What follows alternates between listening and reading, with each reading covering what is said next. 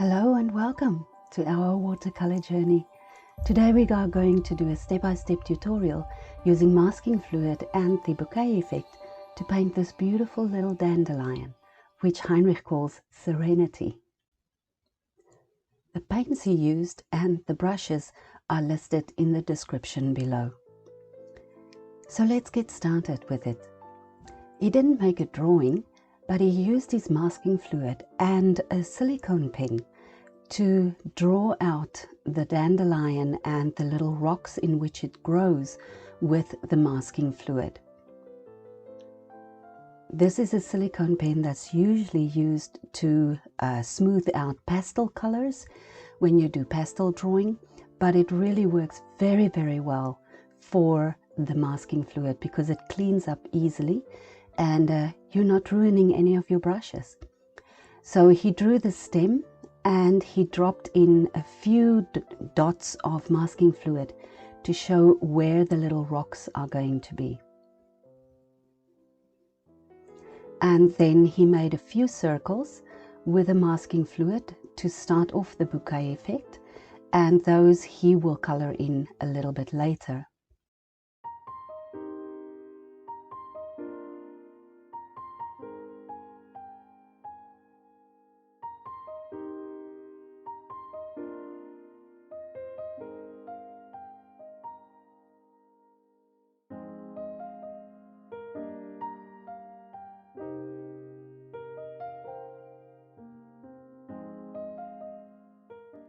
Here he used a glass pen to draw out the little flowers, or what do you call them, little leaves of the dandelion. But you can also use a cocktail stick or a needle or an old fine brush which you have first dipped in soap to preserve the bristles. But the pen actually worked quite nicely. The only problem was that it kind of made the masking fluid pool in the middle, because the pen has got a riffled edge, and the masking fluid kept sitting in the edge and then running out like ink would. But it helped him to start off the little needles, and then from there on he used the brush again, the silicone brush, to lengthen the needles. So you can use the glass pen or a silicone brush or anything actually that will make fine lines, and just draw out, pull them out slightly so that you can have those little needles of the dandelion standing out.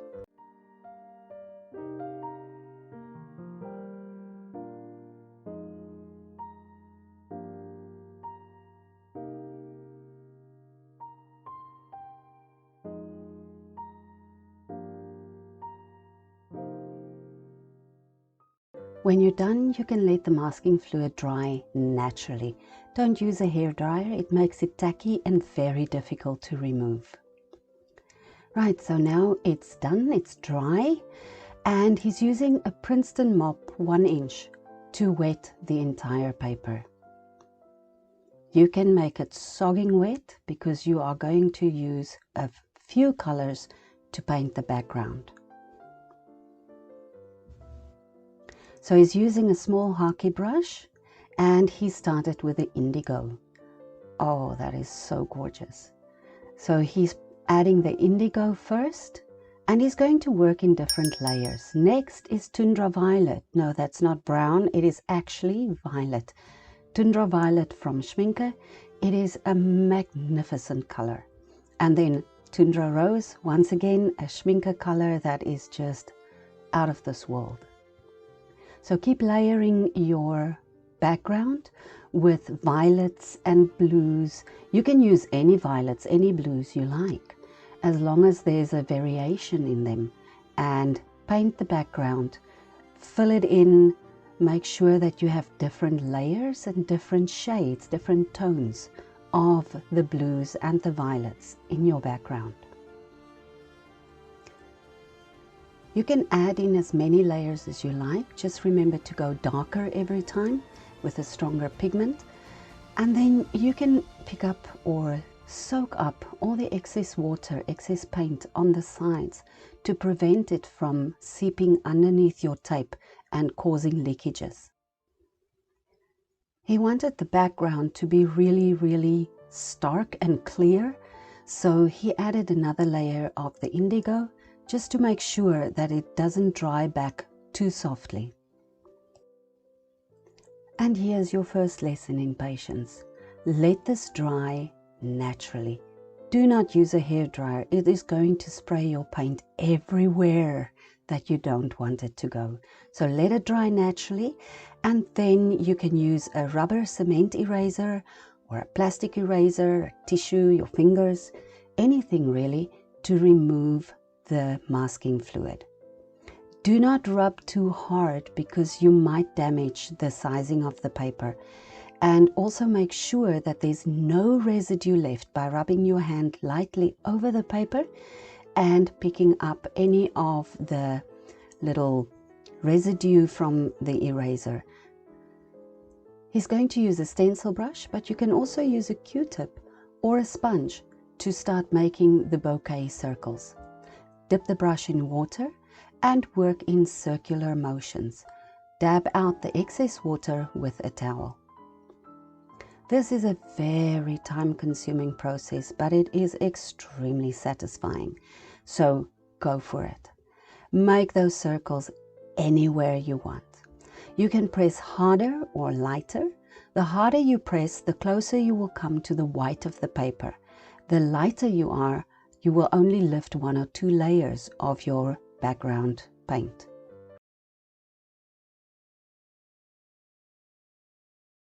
You can make your circles bigger and smaller, and they can overlap. They can be basically on top of each other. That is what makes the bouquet effect so interesting. You can just go wild with your imagination. Make them wherever you want. Now he's using the bigger stencil brush to make the bigger circles, and it works in exactly the same way. Dip it in the water, circular motions, dab with a towel. The bigger circles are more to the back and the smaller circles more to the front. And as you can see, he even made them over the little flower as well. It doesn't matter. You can make them anywhere. You can also use a Qtip. Dip the Qtip lightly in water and then rub gently, also circular motions, and again dab with a towel. If you use a Qtip, be careful though, because sometimes it will transfer the paint that it picked up onto a new hole. So you will have to change the Qtip every now and again so as not to transfer the paint. The Qtip works rather well to make very small circles. So by using the different brushes, different tools to make the bouquet circles, you can actually get quite a variety of effects with this technique. Vary between the different kinds of brushes and techniques and make circles to your heart's content. It would really be appreciated if you would leave us a comment in the section below and subscribe. We would love to hear from you and for you to share your paintings with us. It is always interesting to see another person's take on what you teach them. So feel free to add a comment, add a suggestion. It will be welcomed.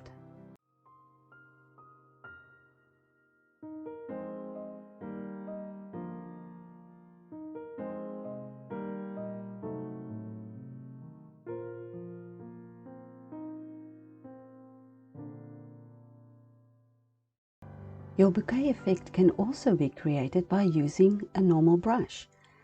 Here he uses the Silver Black Velvet number 2, and he's got a little bit of paint, and again he paints it in a circular motion and then dabs out the excess.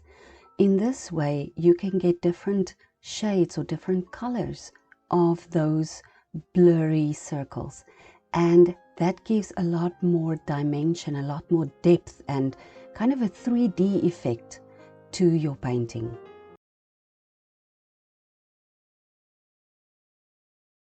You can use your base colors that you use to create the background to make these extra little circles, or to fill in the circles that you want to stand out a little bit more.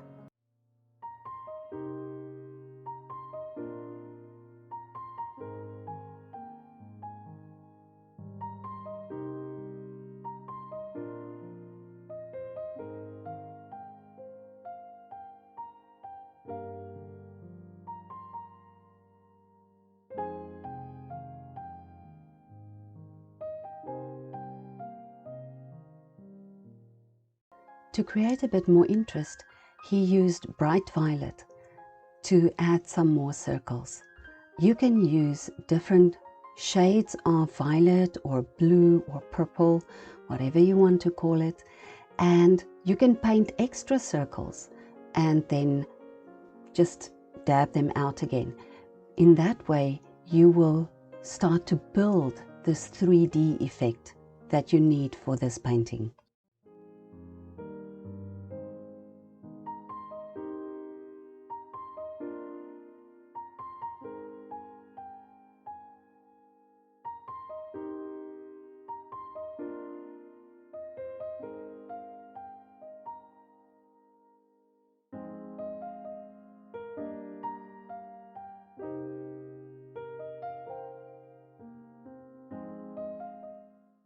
Add a little bit of Quinacridone Gold to give the effect of sunlight shining through all these beautiful bubbles.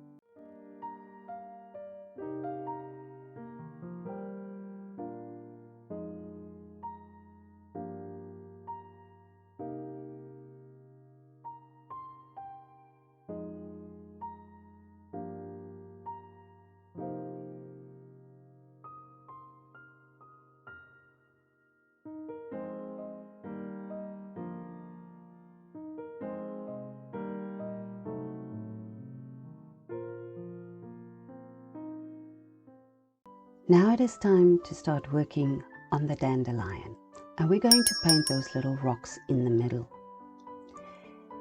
Very gently with a small or a faint brush, you can start adding black, dark grey, Payne's grey, any kind of dark color that will stand out against your background, and just dab in the suggestion of rocks. And of course, a bit of splattering will also help to create the illusion of rocks and some texture in your painting.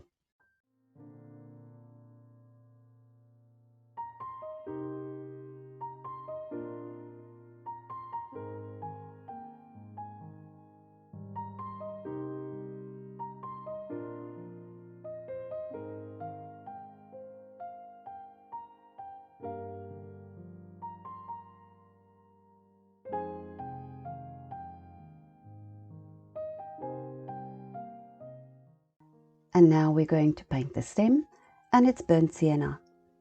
You can add the burnt sienna in light strokes, not continuously, not solidly, just add it lightly all through the stem. And then you are going to add Dyke Brown to make the shadows.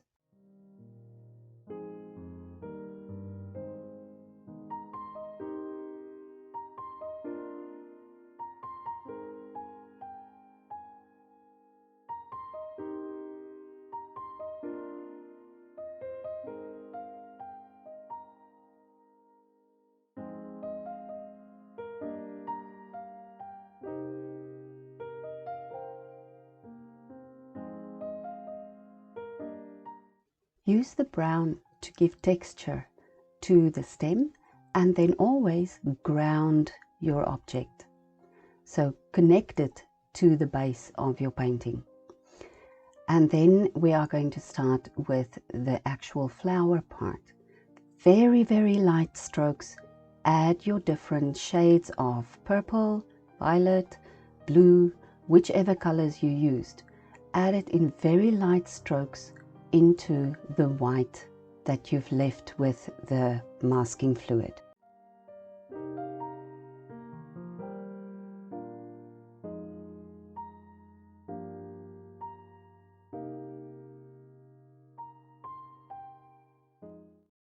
add some darker shades to give the illusion of shadows, and again to enhance the 3D effect of the flower.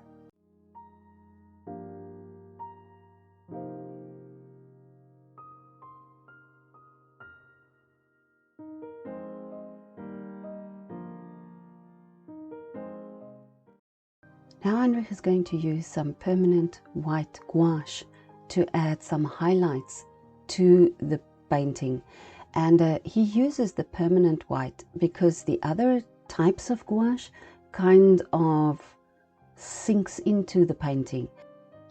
The permanent white seems to sit where you paint it, very much like white acrylic.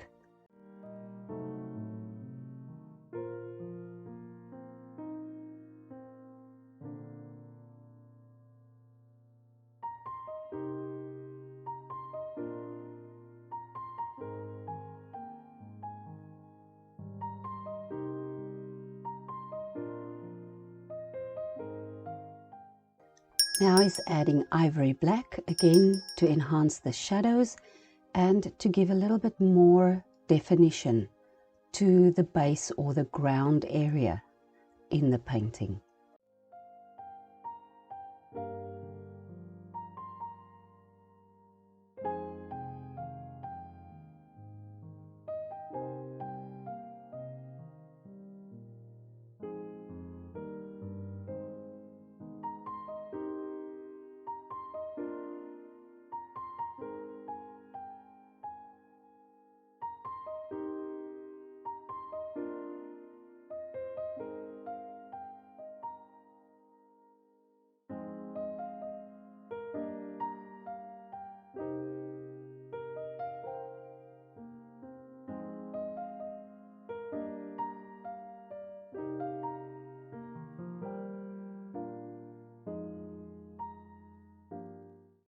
A little bit more splattering and a few highlights to finish off the painting. Just a tip, it's a good idea to keep your gouache separate from the rest of your paints. It is very opaque and it will just contaminate your other paints and they will lose their transparency. Also, when you rinse a brush that has been dipped in gouache, try to rinse it in a separate bowl for exactly the same reason. You don't want to contaminate your rinse water and you don't want to contaminate your other paints. Right, now we're removing the tape. Remove it at a 45-degree angle and pull it slowly so that you don't damage the paper. If it feels stuck, you can use a blow dryer at a warm setting and remove it like that. And there we have our beautiful painting. Thank you for joining us on our watercolor journey.